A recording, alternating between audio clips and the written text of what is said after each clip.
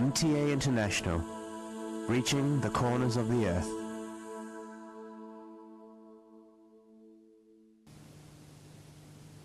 اب حضرت مرزا طاہر احمد صاحب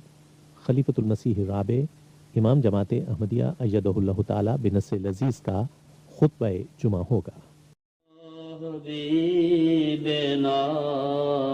صلی علی محمد صلی علی حبیبنا صلی علی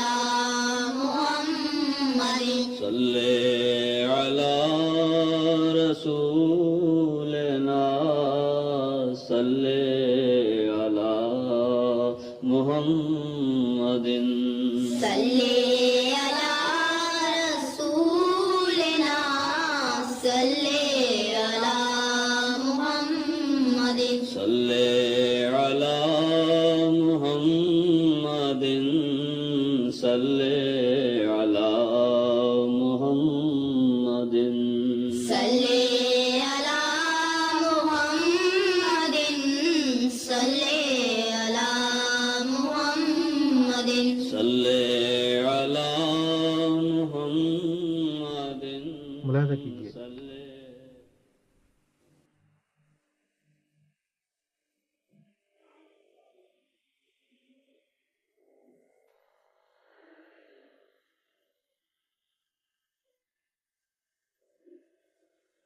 السلام علیکم ورحمۃ اللہ. اذان دے دیں.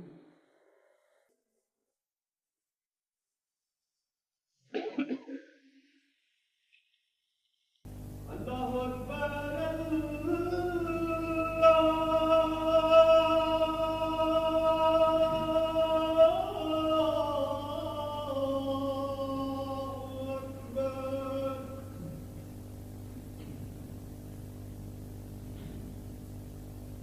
اللہ اکبر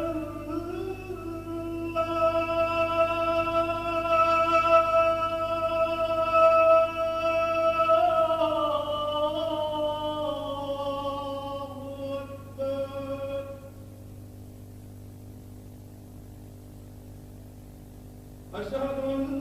لا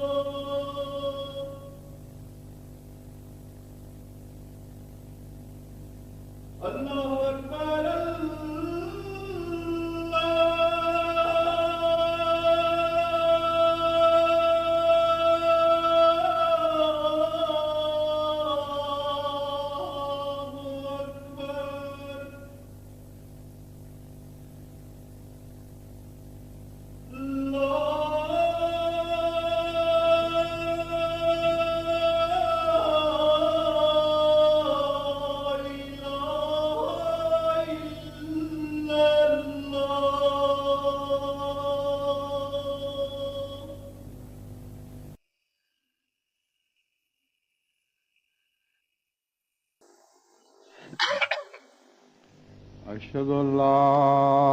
إله إلا الله وحده لا شريك له وأشهد أن محمدا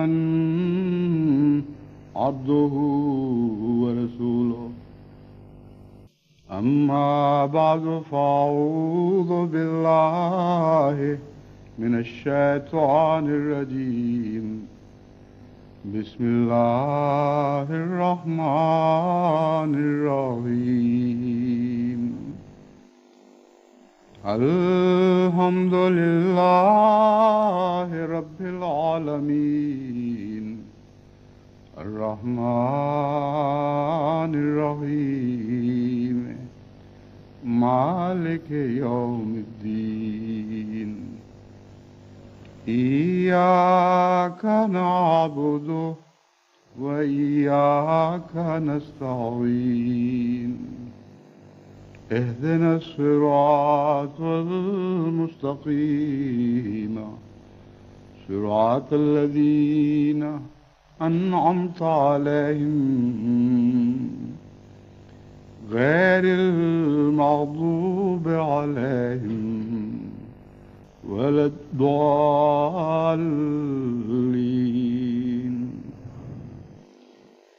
يا أيها الإنسان إنك كادح إلى ربك كدحا فملاقيه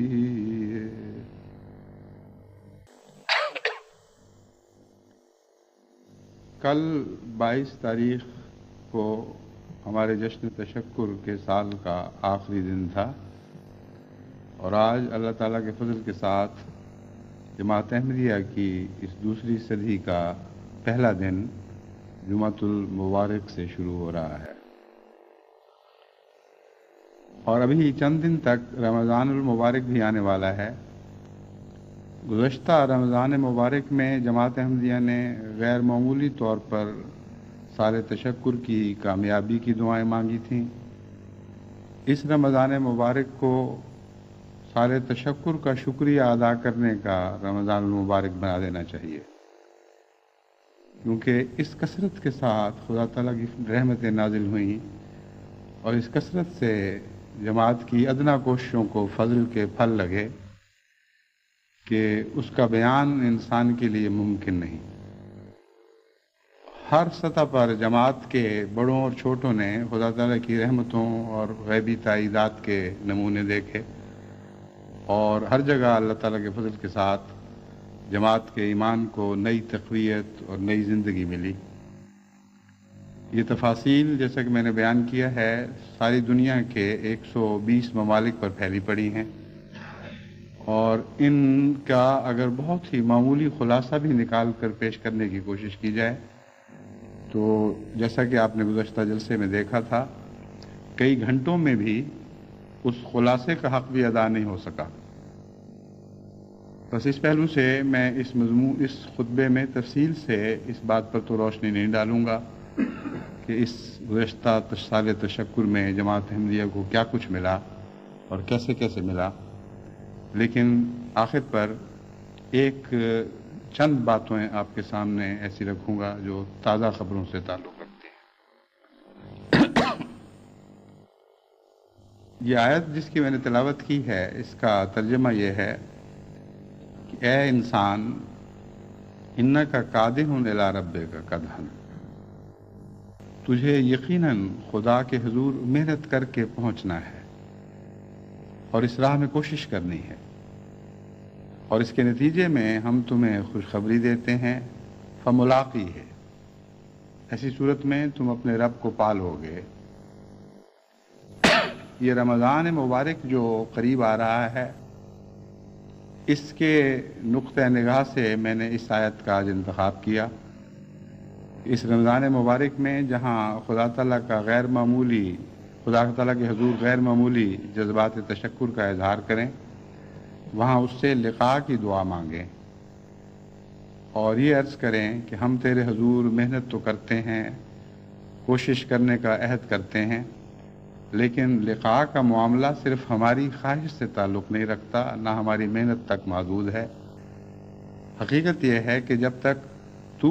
پردہ نہ اٹھائے ہماری لقاء ممکن نہیں ہے، اس لیے تو اپنے فضل کے ساتھ ہمارے لقاء کے سامان پیدا کر۔ یہاں قدح کا لفظ خاص توجہ کا مستحق ہے۔ انکا قادح الی ربک قدحا، قدح کا ایک معنی ہے سخت محنت کرنا، اور جب ساتھ قدحن دہرایا جائے تو اس کا معنی یہ بن جائے گا کہ بہت ہی سخت محنت کرنا، محنت کو اپنی انتہا تک پہنچا دینا۔ بس اول تو لقاء کا مضمون چونکہ انسانی عبادت کا معراج ہے، اس لیے لازماً جتنی بلند چوٹی ہو اتنی ہی زیادہ محنت درکار ہوا کرتی ہے۔ تو قرآن کریم نے یہاں انکا قادح الی ربک قدحا کر کے یہ فرما دیا کہ عام دنیا کی ملاقاتوں کے لیے تم ترستے ہو اور بعض اوقات بڑی محنتیں کرنی پڑتی ہیں۔ شیریں فرحاد کا قصہ آپ نے سنا ہے۔ فرحاد ایک نہر کھینچ لانے کے لیے اپنی ساری عمر گنوا بیٹھا اور پتھروں کے ساتھ تیشے مار مار کے اس نے ایک ایسا کارنامہ سر انجام دیا جو تمام دنیا کی تمام ہندو پاکستان کی تاریخ میں ایک ضرب المثل بن چکا ہے، یعنی اس کارنامے کی وجہ سے فرحاد کا نام ضرب المثل بن چکا ہے، لیکن پھر بھی اس کو لقاء نصیب نہیں ہوئی۔ بس دنیا کی خاطر بسا اوقات انسان اتنی محنت کرتا ہے اور ایسی غیر معمولی قربانیاں پیش کرتا ہے اور اس کے باوجود اس کو لقاء نصیب نہیں ہوا کرتی، کیونکہ لقاء کے لیے اس شخص کے اندر بھی ایک اعلیٰ خلق کا ہونا ضروری ہے جس کی خاطر محنت کی جاتی ہے۔ جب تک اس کی ذات شکر کو قبول کرنے محنت کو قبول کرنے والی نہ ہو اور اپنے اندر غیر معمولی احسان کی شان نہ رکھتی ہو، اس وقت تک ضروری نہیں کہ ہر محنت کرنے والے کو اس کے محبوب کی لقاء مل جائے۔ خدا تعالیٰ کی یہ شان ہے کہ ہر محنت والے کو اگر وہ حسب توفیق محنت کرے لقاء کی دعوت دیتا ہے، اور چونکہ خود دیتا ہے اس لیے لازماً انسان یقین کے ساتھ محنت کرتا ہے کہ اگر میں حقیقی معنوں میں جیسا کہ فرمایا گیا ہے اس کی لقاء کی کوشش کروں گا تو لقاء سے محروم نہیں رہوں گا۔ دوسرا قدح کا معنی ہے اگلے دو دانتوں سے کاٹنا، اور اس میں بھی اسی محنت کے مضمون کو مزید واضح فرما دیا گیا۔ خدا کی راہ میں جو محنت کرنی پڑتی ہے اس میں اپنے نفس کو کاٹنا پڑتا ہے اور اس کے لیے دکھ اٹھانا پڑتا ہے۔ دنیا کے عشق میں بھی جو لوگ محنت کرتے ہیں وہ مسلسل اپنے نفس کو کاٹ رہے ہوتے ہیں اور اپنے دل کو زخم پہنچا رہے ہوتے ہیں اپنے محبوب کے فراق میں اور اس کی لقاء کی خواہش میں۔ بس خدا تعالیٰ نے یہاں وہ لفظ اختیار فرمایا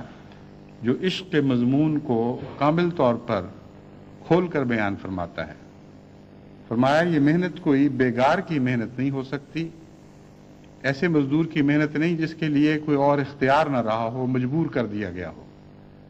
بس انکا کے لفظ میں جو تاکید ہے اس سے یہ غلط فہمی نہیں پیدا ہونی چاہیے کہ خدا تمہیں مجبور کر رہا ہے۔ فرمایا ایسی محنت تم کر سکتے ہو جب تمہیں عشق کا جذبہ پایا جائے،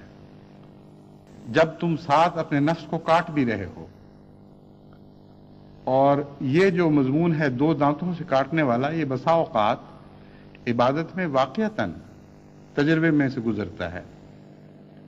بعض دفعہ جیسا کہ اسکول کے بچے یا کالج کے بچے لڑکے بھی جانتے ہیں، امتحان کے دن قریب آ جائیں، زیادہ محنت کے تقاضے ہوں اور نیند کا غلبہ ہو تو بعض طلباء اپنے آپ کو جگائے رکھنے کے لیے بار بار اپنے ہاتھ کو کاٹتے ہیں، یعنی ایسا نہیں کاٹتے کہ زخم لگ جائے، لیکن جگانے کے لیے وہ کچھ تکلیف اپنے آپ کو پہنچاتے ہیں۔ حضرت صلی اللہ علیہ وآلہ وسلم کے زمانے میں بھی صحابہ کا یہ حال تھا کہ عبادت میں کھڑے رہنے کی خاطر اپنے آپ کو تکلیف پہنچایا کرتے تھے۔ چنانچہ ایک دفعہ حضرت اقدس رسول اکرم صلی اللہ علیہ وآلہ وسلم اپنی ایک زوجہ مبارکہ کے گھر گئے تو ایک رسی لٹکی ہوئی دیکھی جو چھت سے کسی جگہ سے لٹکی ہوئی تھی۔ آپ نے پوچھا کہ یہ کیوں؟ تو آپ کی زوجہ محترمہ نے زوجہ مبارکہ نے جواب دیا کہ یہ اس لیے کہ میں اتنا دیر کھڑا رہتی ہوں خدا کے حضور کہ تھک کر گرنے لگتی ہوں،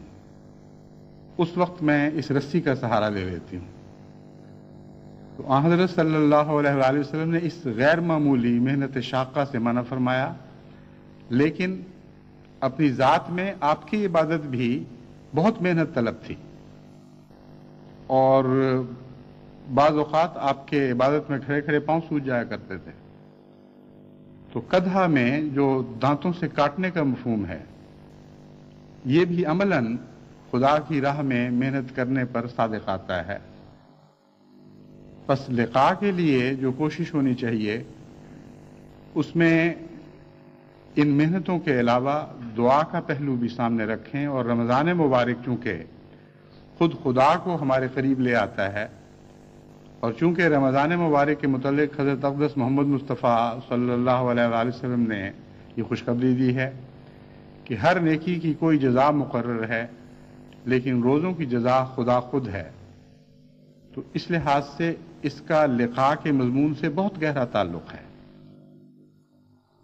بس اس مہینے میں لقاء کی دعا کرنا اور لقاء کے لیے کوشش کرنا یقیناً دوسرے مہینوں کی نسبت بہت زیادہ نتیجہ خیز ثابت ہو سکتا ہے۔ ایک غلط فہمی لوگوں کے بعض علماء کے دل میں اور عام مسلمانوں کے دل میں عام پائی جاتی ہے کہ یہاں جس لقاء کا وعدہ کیا گیا ہے وہ لقاء آخرت ہے، اور ہر انسان اس سے مخاطب ہے، اور اس سے مطلب اس کا یہ ہے کہ آخرت میں لقاء نصیب ہوگی۔ یہ بات ایک لحاظ سے تو درست ہے کہ ہر انسان توم و کرہن قیامت کے دن خدا کے حضور حاضر کیا جائے گا، مگر یہ درست نہیں کہ ہر انسان کو لقاء نصیب ہوگی۔ یہ محض ایک غلط فہمی ہے، اور قرآن کریم اس کی واضح تردید فرماتا ہے۔ لقاء کے نصیب ہونے کے لیے ضروری شرط ہے کہ اس دنیا میں لقاء نصیب ہو۔ من فی ہذہ اعمی فہو فی الآخرۃ اعمی، وہ لوگ جو اس دنیا میں اندھے ہیں وہ خدا کی لقاء آخرت میں کیسے کر سکیں گے؟ فرمایا فہو فی الآخرۃ اعمی،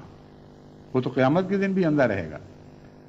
بس حاضر ہو جانا اور مضمون رکھتا ہے، اور لقاء نصیب ہو جانا اور مضمون رکھتا ہے۔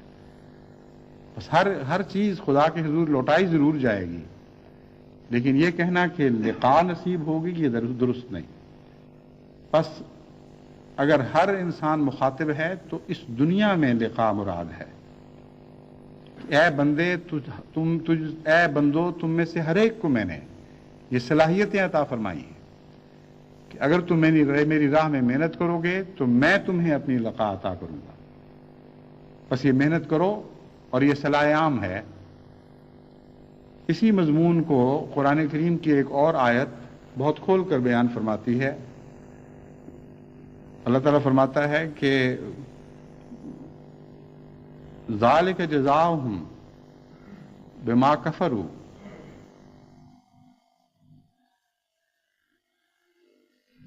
لقاء ربہ،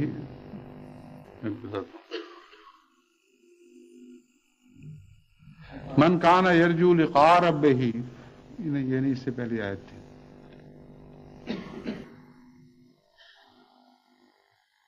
اولئک الذین کفروا بآیات ربہم ولقائہ فحبطت اعمالہم، اولئک الذین کفروا بآیات ربہم ولقائہ فحبطت اعمالہم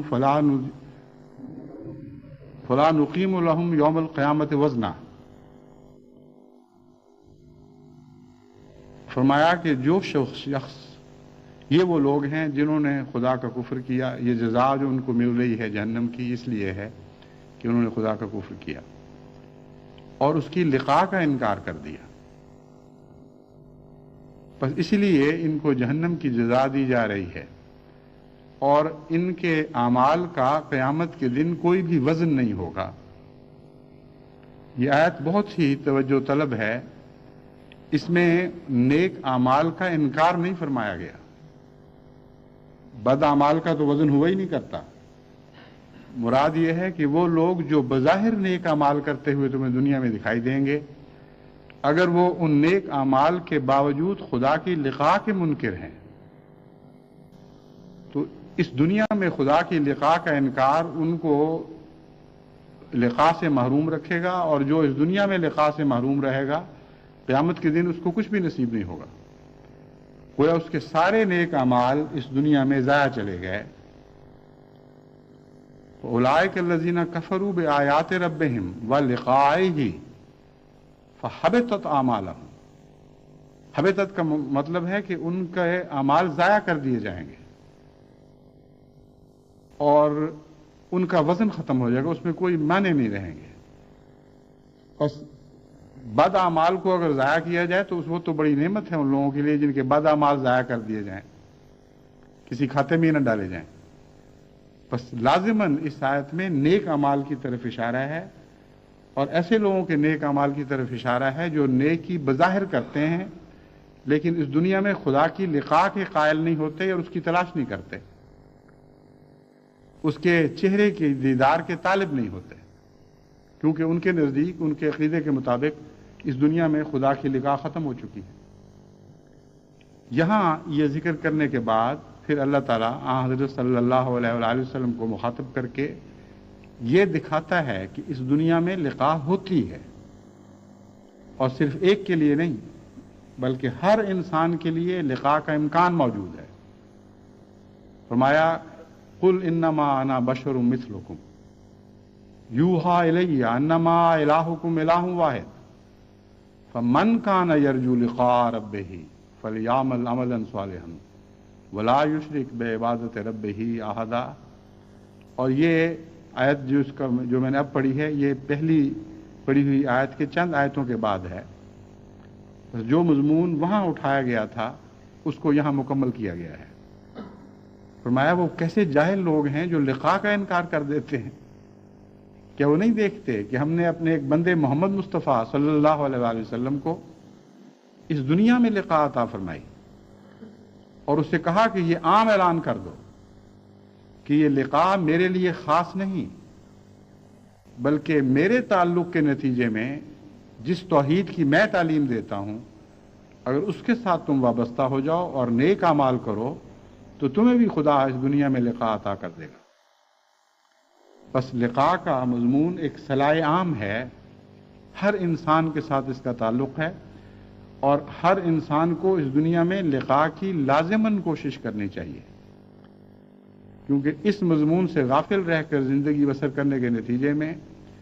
یہ خطرہ لاحق رہے گا کہ انسان جو اس دنیا میں خدا کی لقاء نہیں کر سکا وہ آخرت میں بھی لقاء سے محروم رہ جائے۔ بس یہ بہت ہی اہم مضمون ہے، اس کو جماعت کو ہمیشہ پیش نظر رکھنا چاہیے۔ صاحب لقاء لوگ اگر نصیب ہو جائیں، اگر کسی جماعت کی اکثریت صاحب لقاء بن جائے تو عظیم الشان روحانی انقلاب برپا ہوں۔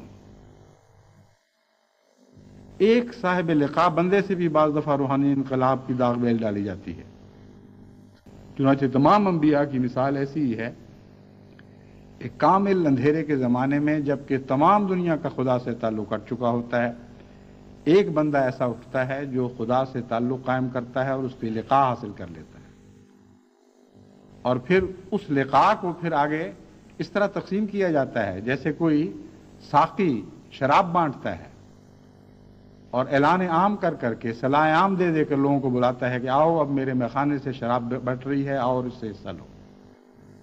چنانچہ یہ جو آیت ہے قل انما انا بشر مثلکم یوحی الی، یہ اسی قسم کی صلاح عام کا اعلان کر رہی ہے۔ فرماتا ہے ان کو بتاؤ کہ میں بھی تو تمہاری طرح کا ہی بشر تھا، تم جیسا ہی تھا دیکھنے میں، مجھ میں اگر فرق پڑا ہے تو لقاء کے نتیجے میں فرق پڑا ہے، اور لقاء کا دوسرا معنی وحی الہی ہے، خدا تعالیٰ سے خبریں پانا، خدا تعالیٰ سے تعلق کے اظہار کی باتیں سننا، اور رویا اور کشوف میں اس کو دیکھنا، ورنہ ظاہری آنکھ سے تو خدا کی لقاء ممکن نہیں۔ بس یہاں لقاء کی تفسیر بھی فرما دی کہ لقاء وحی کو کہتے ہیں، اور اس دنیا میں صاحب وحی ہو جانا یہ نہ صرف یہ کہ ہر انسان کے لیے ممکن ہے، بلکہ ہر انسان کے لیے ضروری ہے۔ اور جو قومیں وحی کا انکار کر بیٹھتی ہیں ان کے اعمال اس دنیا میں ضائع کر دیے جاتے ہیں۔ بس آج احمدیت کا اور غیر احمدیت کا سب سے بڑا فرق یہ ہے، آج دنیا کے اکثر دوسرے فرقے، خواہ وہ اسلام سے تعلق رکھتے ہوں یا دیگر مذاہب سے تعلق رکھتے ہوں، وحی کے منکر ہو چکے ہیں، اور قرآن کریم کے مطابق لقاء کے منکر ہو چکے ہیں۔ اور جو لقاء کا منکر ہو جائے اس کے نظر آنے والے نیک اعمال خدا تعالیٰ کے نزدیک قیامت کے دن ضائع کر دیے جائیں گے، ان کی کوئی بھی حقیقت نہیں ہے،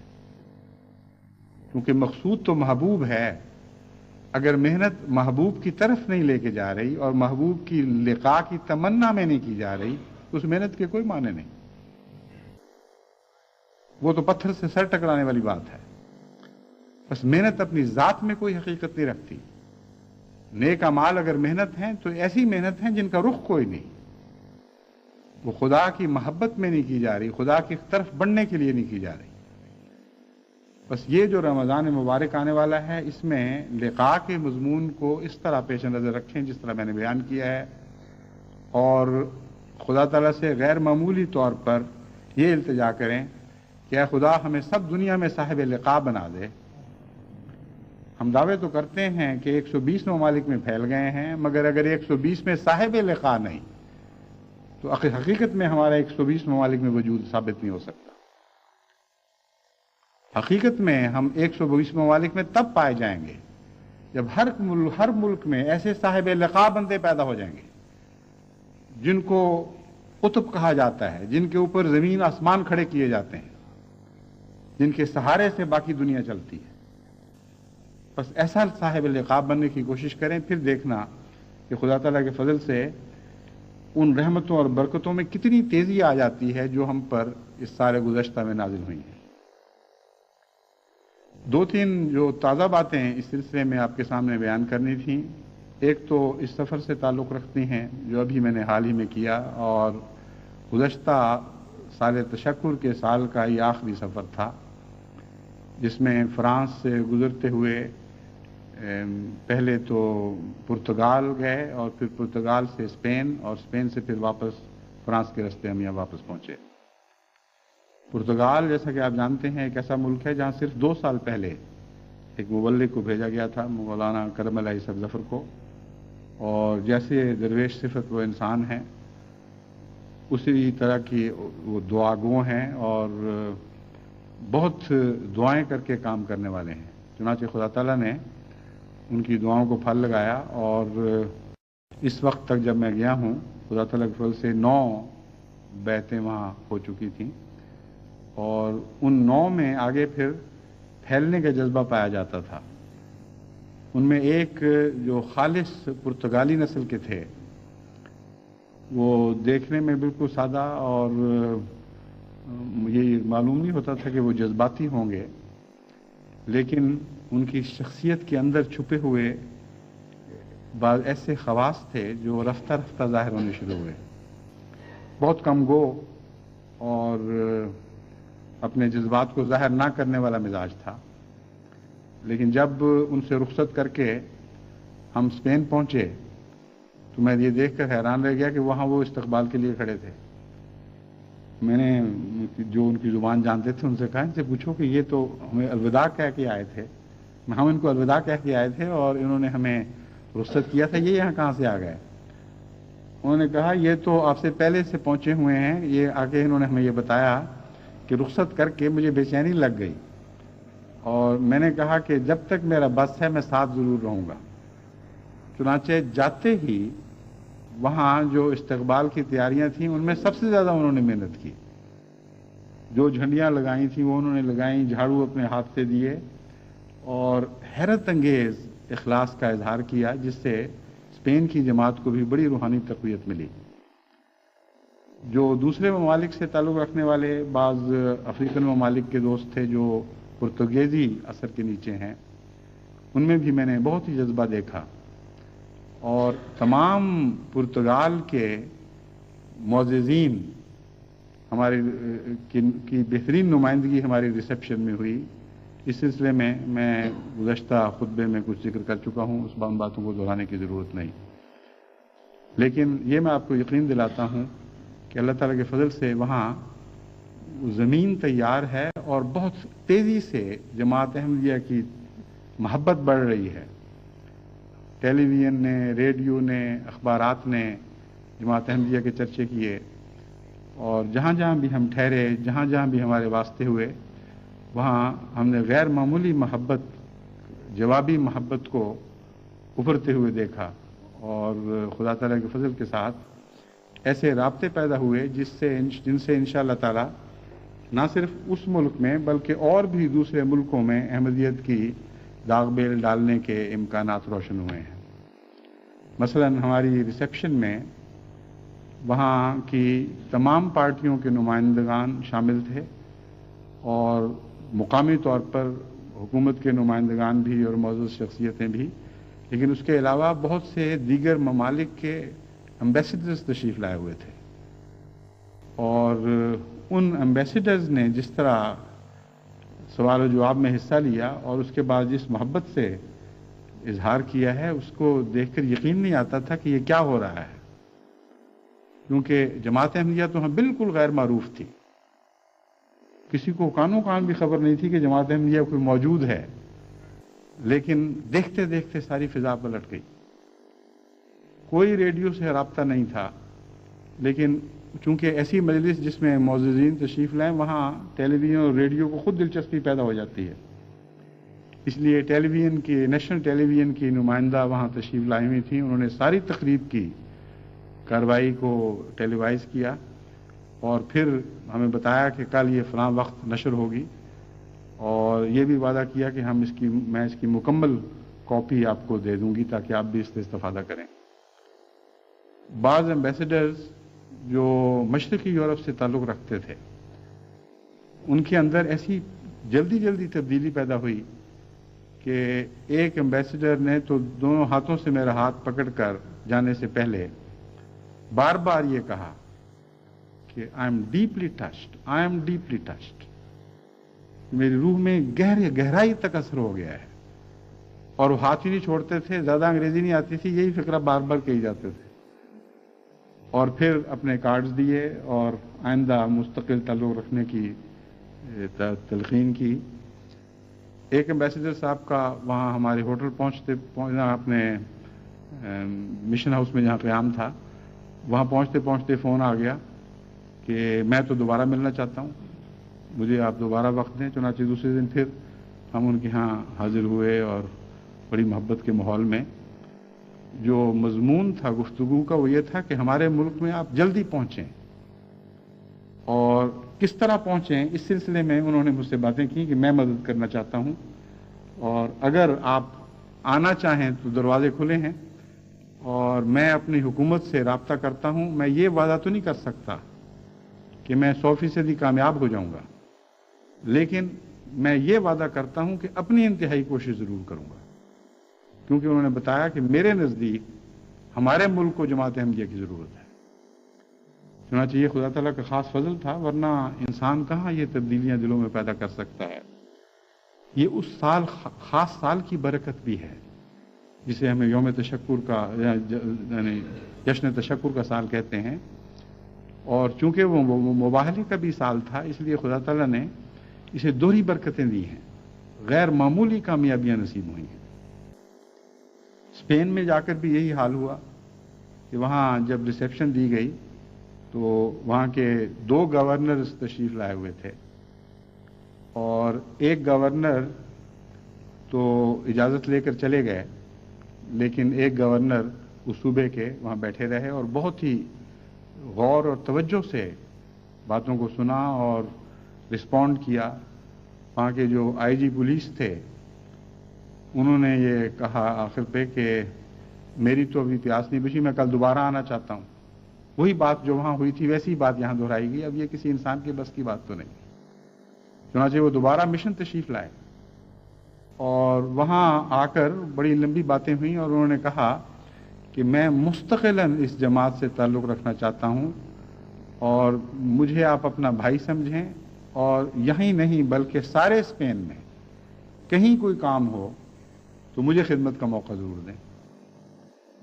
اور لطف کی بات یہ ہے کہ اس وقت ہمیں علم نہیں تھا پہلے اور ان کی زبانی علم ہوا کہ ہمارے 2 احمدی مستری جو پاکستان سے آئے ہوئے تھے اور وہاں کام کر رہے تھے ان کا صرف 2 مہینے کا ویزا ملا تھا. وہ بڑھاتے بڑھاتے 1 سال تک پہنچ گیا تھا اور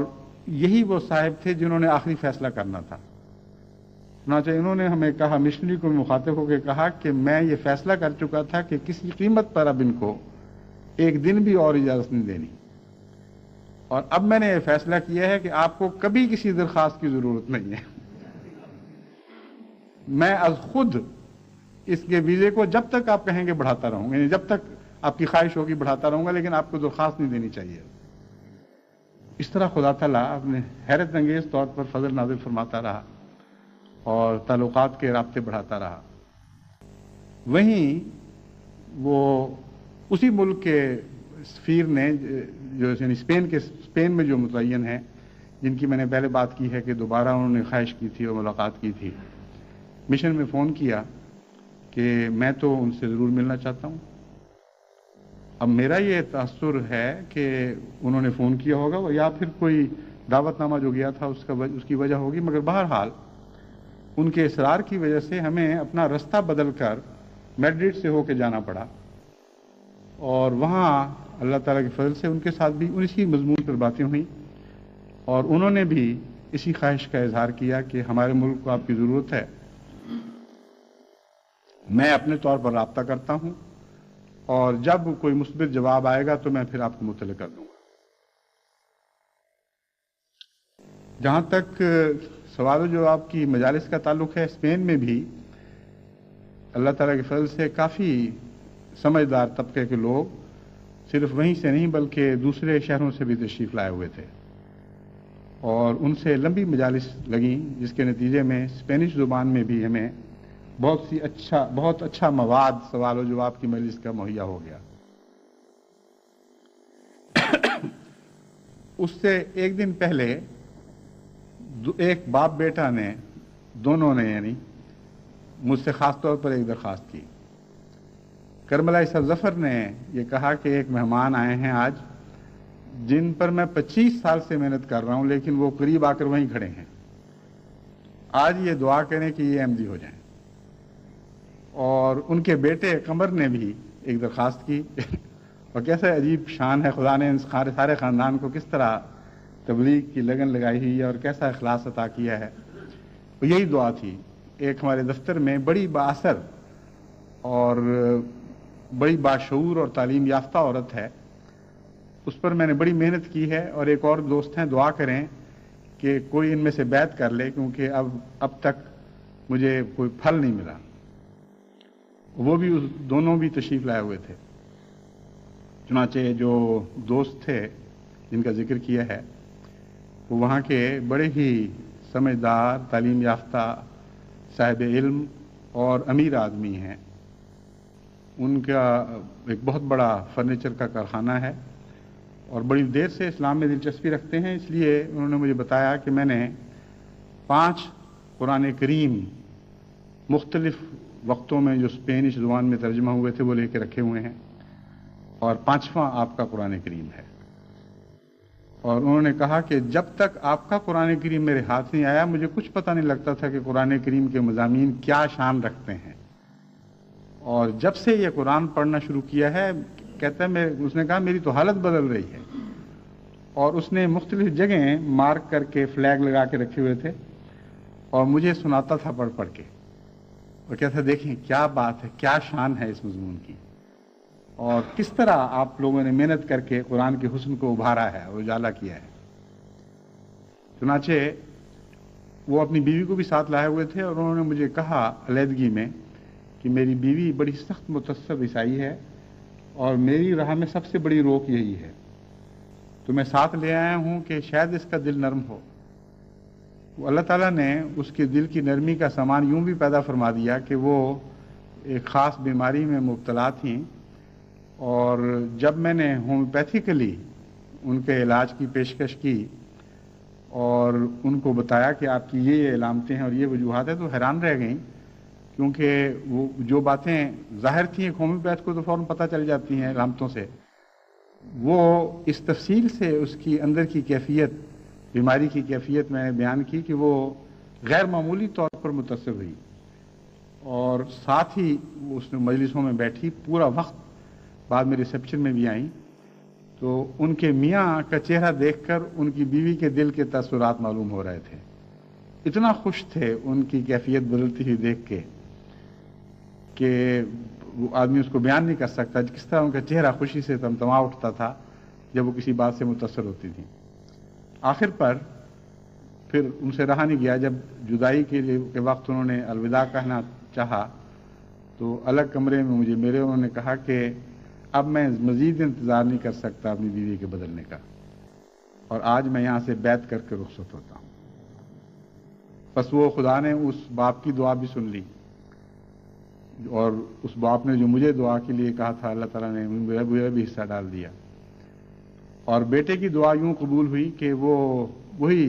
خاتون، وہ مطلقہ ہیں، ان کی 3 بچیاں بھی ہیں،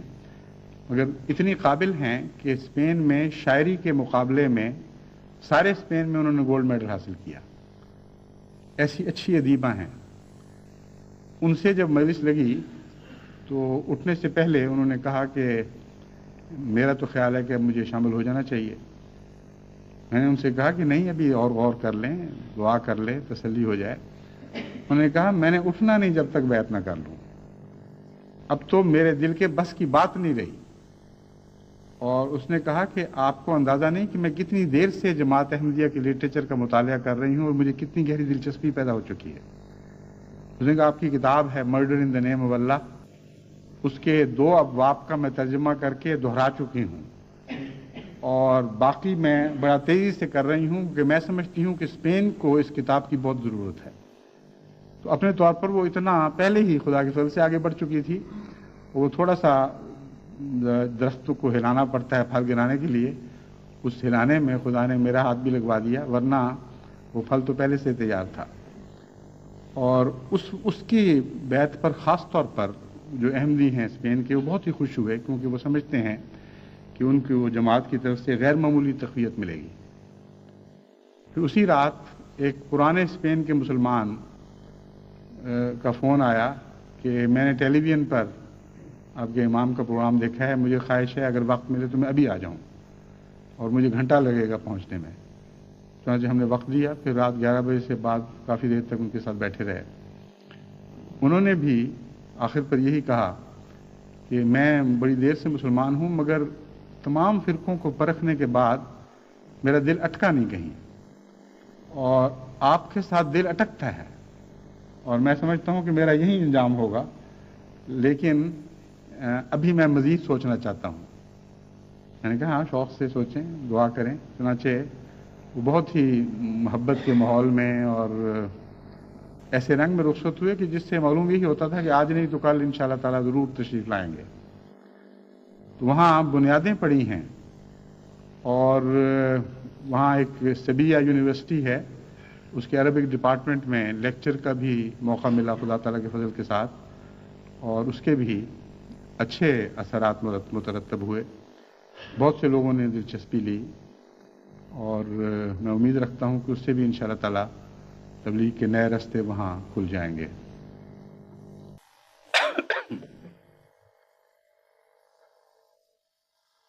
آخر پر یہ ایک بہت بڑی خوشخبری آپ کو دینا چاہتا ہوں. یہ بھی سب خوشخبریاں ہیں، اور بڑی خوشخبریاں ان معنوں میں ہیں کہ میں سمجھتا ہوں کہ ہر خوشخبری کے پیٹ سے بہت ہی عظیم الشان اور خوشخبریاں ملنے والی ہیں. یعنی ایسی خوشخبریاں ہیں جن کے بطن میں خوشخبریاں پیدا ہوتی ہیں.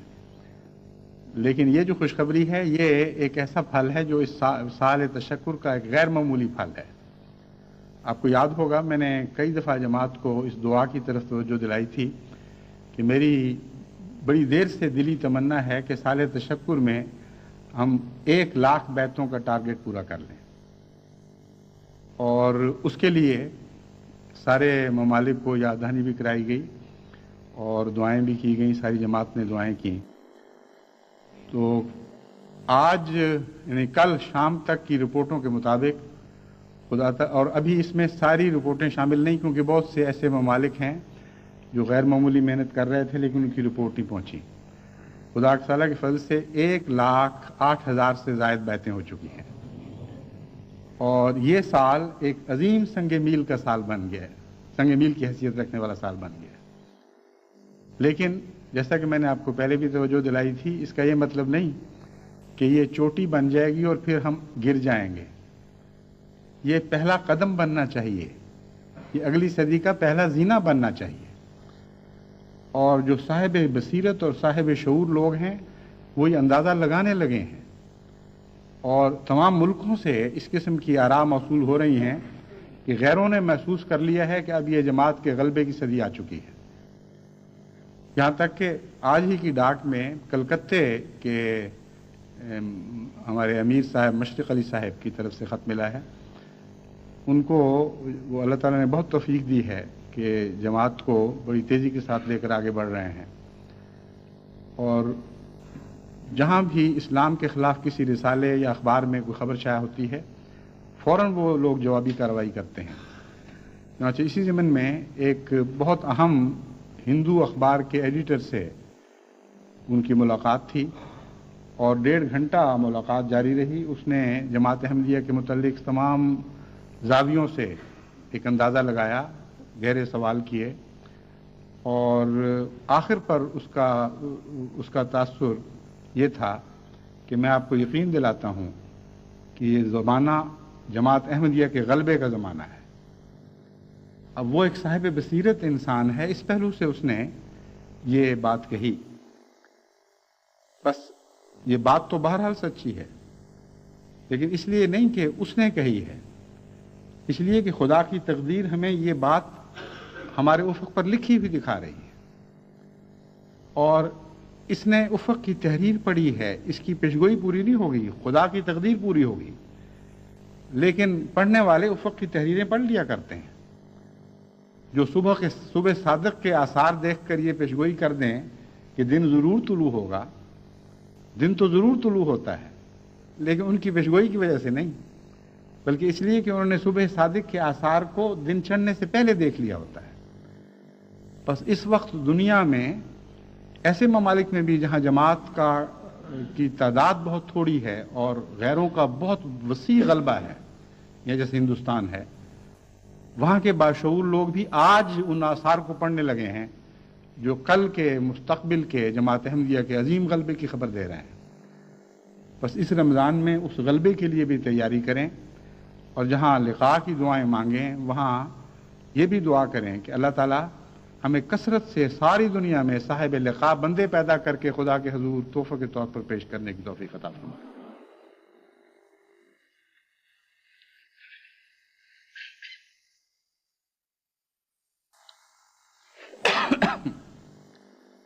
الحمد لله نحمده ونستعينه ونستغفره ونؤمن به ونتوكل عليه ونعوذ بالله من شرور أنفسنا ومن سيئات أعمالنا من يهده الله فلا مضل له ومن يضلله فلا هادي له ونشهد أن لا إله إلا الله وحده لا شريك له ونشهد أن محمدا عبده ورسوله عباد الله رحمكم الله إن الله يأمر بالعدل والإحسان وإيتاء ذي القربى وينهى عن الفحشاء والمنكر والبغي يعظكم لعلكم تذكرون اذکروا اللہ یذکرکم وادعوہ یستجب لکم ولذکر اللہ اکبر. فرمائیے. رحمۃ اللہ.